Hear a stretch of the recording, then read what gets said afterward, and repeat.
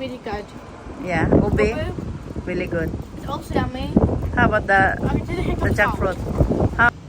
Hello everyone! Welcome to our channel at kami ang Greek Filipino family na nandito sa United Kingdom.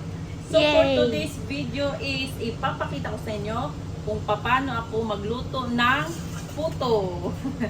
Ang Filipino rice cake. So, ito yon, yung giniling na bigas. So meron ako ditong rice flour. My favorite. So ito yung mga ingredients. So rice flour, baking powder, at dahil walang fresh gata dito, so ito na lang dilatang gata. So 2 can ng gata, asukal, vanilla flavor, I love vanilla. and yung ating hulmahan. Wala akong puto molder, so ito ang gagamitin ko. So malalaking puto ang gagamitin ko mamaya. At syempre dapat may steamer kayo kasi yun yung ating gamitin sa pagluluto, ang steamer. At mag-ano ako, Flavors. ibang kulay ng puto ang gagawin ko ngayon. So lalagyan ko ng, so 3 kulay ang gagawin kong puto. So merong green, merong yellow, at saka merong purple. So ang purple is ube flavor, ang yellow is langka flavor, at ang green naman ay pandan flavors. Everyone's So, favorite. 3 flavor ng puto ang gagawin ko for today's video. Okay, so first ilagay natin yung rice flour sa ating mixing bowl. Ayun lang, pinubuhan ka. So, yan. I remember something. You have to put all of it in. Yeah. Ano to siya? 450 grams. So, ilagay natin lahat para marami tayong puto na magagawa.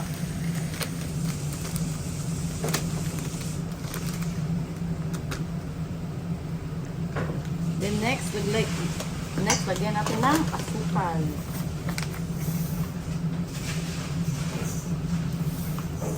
Oh, 2 handfuls? No. 3 handful of 3. sugar. Para hindi siya masyadong matamis kasi ayoko sa puto na sobrang matamis. And Vanilla. kunting vanilla. Ayan. So, ganyan na kadami. Vanilla. Ayan. Iyan. At lagyan din ng baking powder. So, 1 teaspoon na baking powder, yung full teaspoon like that. Oh. Heaped. Ganito. Ayan. Ha? Heaped. What heap? Heaped teaspoon. Heap teaspoon. Yeah, if it's like over. Ah. Okay, then lagay natin ang gata. So 2 lata ng gata. Are you gonna use the whole thing? Yeah. Yan. Iyan. Isa at saka Coconut Dalawa. cream? ito hapo ko na ito. What's that? Doon hapo ko na ito. So Oh. haluing mabuti. Yan. Dapat may whisk kayo. Kung wala kayong whisk, gamitan nyo lang ng tinidor. Yan. So kulang siya ng tubig. So lagyan natin ng ano pa siya, hindi, medyo ano pa, parang kulang ng liquid. So lagyan natin ng kunting tubig itong coconut can kasi may mga maliliit na coconut dito, at ilagay natin dito. Mga ano lang, mga half lang siya. Ayan, ilagyan ko ng kalahating tubig yung lata. Saka dagdagan natin ng kunting tubig dito. Ayan.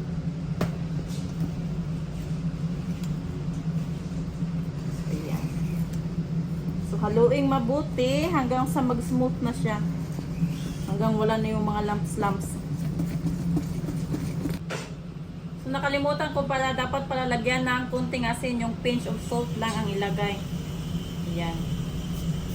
Kalimutan kong sabihin kanina. So, lagyan ng pinch of salt only. So, ayan. Smooth na siya. So, ngayon is kukuha tayo ng 2 mixing bowl para ilagay na natin yung different flavor ng ating puto. So, meron ako ditong extra 2 bowls. So, atin na yan siyang hatiin ang ating puto mixture. Ayan, hatiin natin sa 3.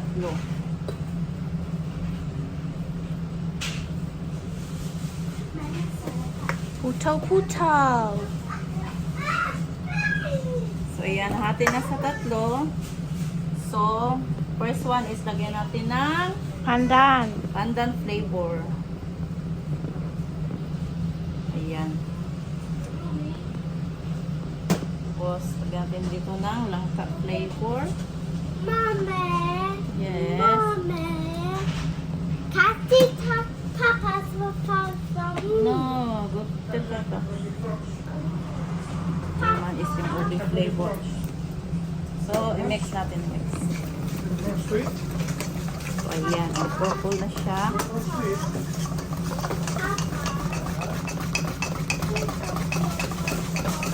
Ayan. So, ito naman, haluin natin. Ayan, yellow. So, need natin lagyan ng more langka flavor kasi hindi pa siya masyadong yellow. So, lagyan natin ng konti. Ayan. So, depende sa inyo kung gusto nyo yung sobrang yellow, so, damihan nyo ng langka flavor. So, ganyan lang. Hindi siya masyadong light yellow lang. Tapos yung ube naman, hindi siya masyadong purple. Yung light lang na pagka-purple yung ginawa ko. Pero kung gusto nyo talaga yung parang dark purple, so damihan nyo ng ube mixture. Ito naman yung pandan. Ayan. Yung green. Iyan. So, sobrang light. So, dagdagan natin ng pandan flavor again. Sobrang light lang kasi. More. Ganyan.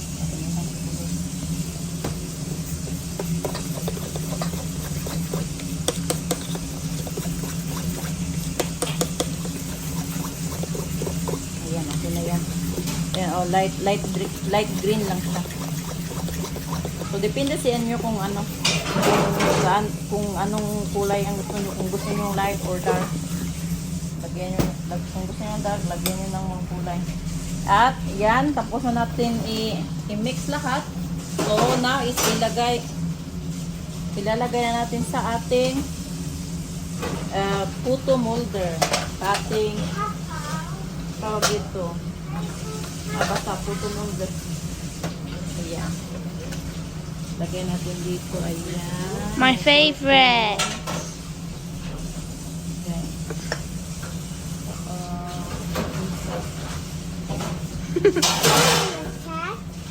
No, aska. Ayan ang yellow. Yeah. Is that, are you baking sticky cake? No, it's not sticky. What are you baking? And yung kulay green. What are you baking? I'm making a photo shot. Ayan. And now, isalang na natin sa ating steamer. So, habang hinihintay natin yung tubig na kumulo, bago natin isalang itong steamer, so, kailangan kumukulo na yung tubig. So, ilagay natin to dito. So, hindi siya kasya. Hindi kasya ang tatlo. So, yung dalawa lang muna ang ilagay natin.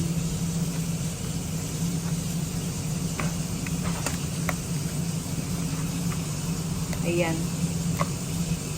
Kapag kumulo na yung tubig is isasalang na natin tong ating puto mixture.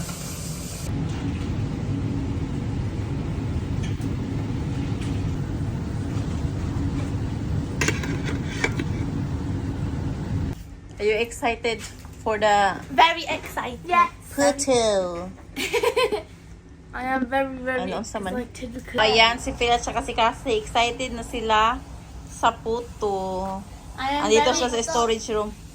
I am very excited because puto tastes nice. I'm looking forward to the ubi since ubi is my favorite. Love I ubi want panda. forever. I want panda. And Cassie's favorite flavor is pandan. Panda. And Phil's favorite flavor is ubi. The same as Jackie. Si Jackie din, ubi din ang The favorite color's niya. nice and purple. What about Lanka? I also like Lanka. Yeah. I like langka. I like everything. I like it all because you'll make it. You love it because I make it. Yeah, and it's very yummy. As always. You're the best cook. Uh-huh. You're the best chef. Yes. Best cook, the best baker, and the best dessert maker. Uh-huh. Excuse me. So, 30 minutes pass na. So, i-check natin kung luto na ba ang ating puto. So, ayan, nag-crack na siya. Oops. So, wala akong toothpick. So, kutsilyo ang gagamitin natin para tingnan natin kung luto na ba siya. Ating i-check.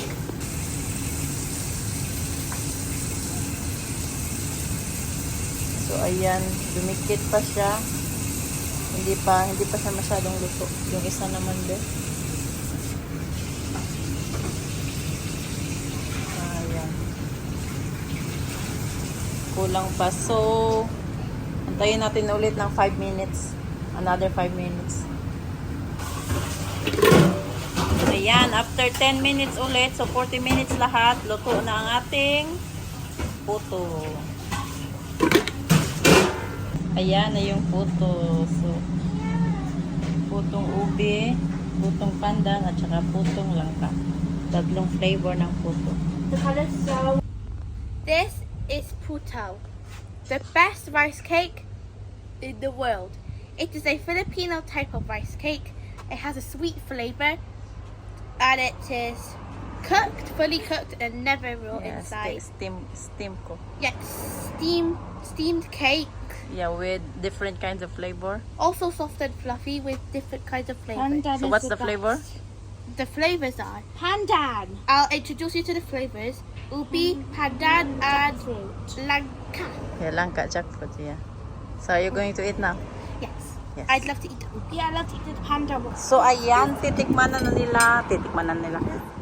na nila ang ating rice. Ang ating rice cake, ang Filipino rice cake, puto. So what can you say about it? As usual, it's yummy. I Nice? didn't try it yet. No, I'm talking to Philia. Nice? As usual? Ang lakas ng hangin dito. Lakas ng hangin. Yung payong, oh. It has the Do you like it, perfect Jackie? balance of sweet, Yeah. a delicious flavor. The color is also beautiful, and the texture is great. How about you, Cassie? What can you say about it? Let's try Yummy. pandan. It's a How about you, good. Jackie? What can you say Let's about try it? ubi. Yummy. Yummy. It's really nice. The texture is great. Uh-huh. It's warm, which makes it better. Pandan, it's really good. Yeah. Ube, Ubi, really good. it's also yummy. How about the I can do the hint of salt. jackfruit? How about the jackfruit? The langka?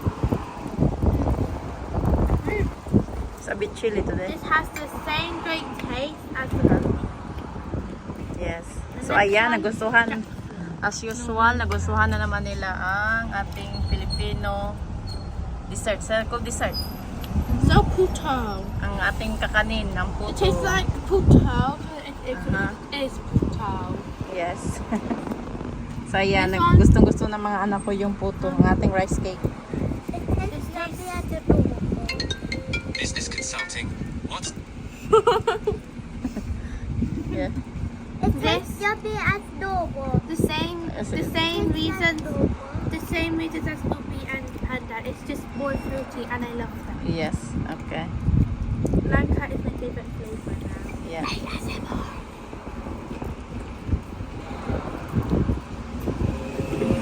Yummy langka. Yummy langka. This one tastes It's a la- fruit. Jackfruit, not Jackie fruit. This one is the best flavor. Paborito ni Cassie, pandan flavor. Kay Philia naman at si Jackie is gustong-gusto nila ang ubi flavor. Do you like the Jackie fruit? Jackie fruit. Ang tawag ni Jackie sa jackfruit is Jackie fruit. So ayan, masarap talaga ang Pilipino kakanin. Ang ating kakanin, masarap talaga. The worst flavor is this one. Because Sure. it's just a plate. And Sure then. I like all the flavors. Yeah. So I can't say that there's a worst flavor. It's all good. What if we tried them all at the same time? Thank you so much sa panonood nyo sa aming vlog for today. At sa mga nag-subscribe na sa amin. So alam nyo na maraming salamat always sa inyo. At sa mga hindi pa nag-subscribe, please subscribe niyo ang channel namin. And please like and share our video na rin. So, thank you so much talaga sa inyong lahat. So, see you in the next vlog. See you soon! Bye! Bye!